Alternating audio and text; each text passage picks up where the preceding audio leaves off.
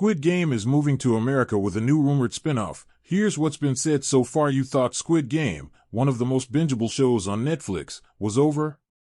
Well, think again. Now, in the grand scheme of things, the show as we knew it is over.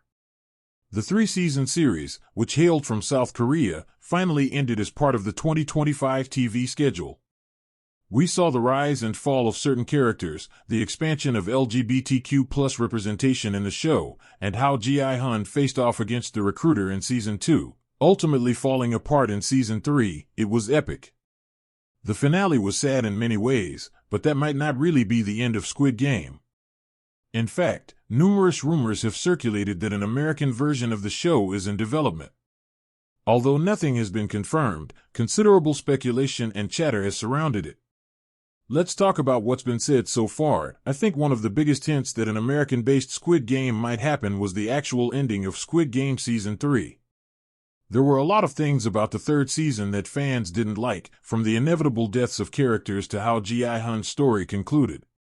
Still, a huge moment that everyone was talking about was when Cate Blanchett suddenly showed up as an American recruiter when In-ho, the front man, visited NYC to deliver Gi-hun's clothing to his daughter, as well as the money. This was a significant moment that sparked numerous discussions among fans, with many speculating that it could be a potential tease for an American version of the games. However, that's not necessarily the case. While the ending does show that the games are in America, the creator of the show, Hwang Dong-hyuk, confirmed in an interview with Variety in June 2025 that the ending does not connect to the rumored American series at all. Actually, no, not at all. It's not related to that. All I wanted to have was just an impactful ending, and that's all that was to it. Honestly, I haven't heard officially from Netflix about David Fincher creating a Squid Game. I have heard the rumors, of course, though. But again, it was just the ending that I wanted for Season 3, which makes sense.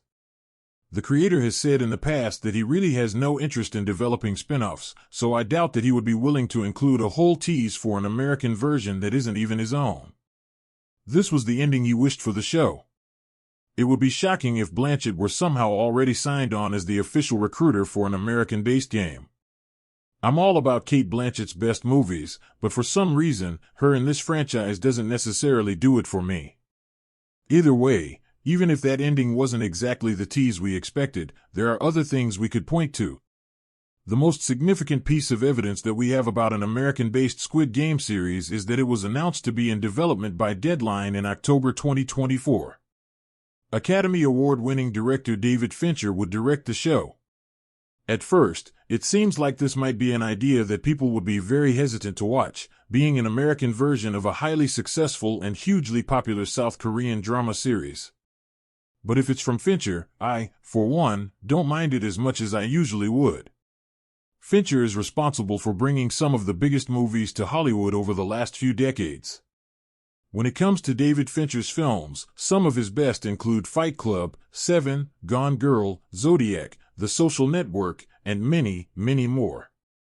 The director has also maintained an ongoing partnership with Netflix, working on several things for them. One of my personal favorites is Mindhunter, even if it never got Season 3, and was vastly underappreciated, where he worked as a producer and director. He was also an executive producer and director on House of Cards. He even co-created Love, Death, and Robots, one of the best adult animated series on the platform.